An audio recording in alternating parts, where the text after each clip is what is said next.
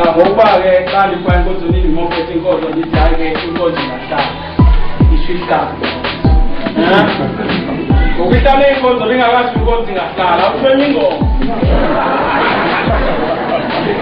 hayi isho ingoma njalo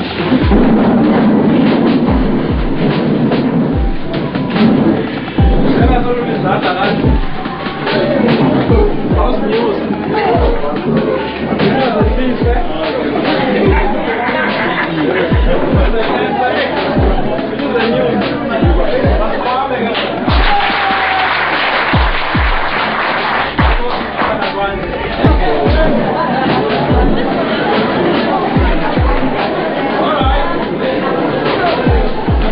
umntwana uyawuhlala engumntwana uyabona nje umthetho wakhona wawuhamba ifotroyi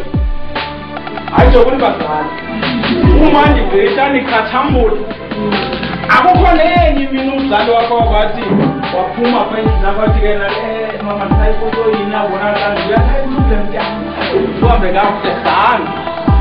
lenzela uba ukhona umzali awukhoyo apha kunothi wake wakhululwa ngumzali omakayifotoyini athi hayi mna injalo uyabona ke nina abangokusebenza lula le nina usuka apha eSwazini uqande umngazi umuntu ongumama usiya kwenkweni ngabe wathi wani ngobusuku ufika uthayela ubuye ngopeseni sewula ubona ngokuwisa izitya apha endlini ubuhambile beningabantwana abafana bebehamba otata abangotata ngobafana benqumla imilambo abanye behamba ngamatsha abanye behamba ngeenyawo beyokhangela intombi beyokhona intombi ideske kuthiwe kudala siye zintombini akhona omnye umzali beyamkela eyazi uba nayo uhluthi zintombi ngowa-35 ezesiwa kufikele mtshateni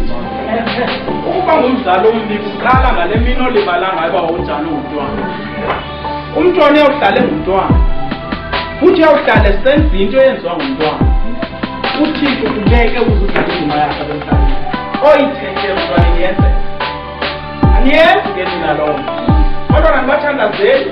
abantwana ndibafundisa into abantwana ndibaxelele into ndibayeka bezibajula apha esituleni bezikhangelela zonke ezini umdala wemali xa umzali umntwana ekayisithi kuthiwe esikolweni kwathi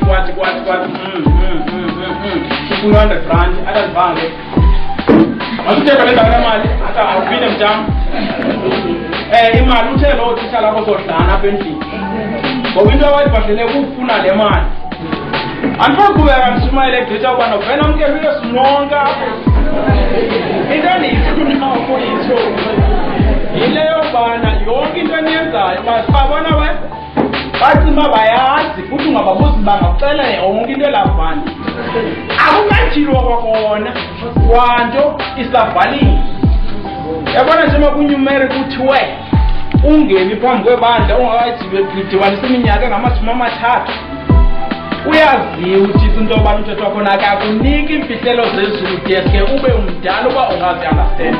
ukukude nothixo indlu yakho yonke kude nothixo niyothuka ke xa sidowa zizifo nizawuba kutheni uba nithi hayi ebantwaneni and sigisa ngezinto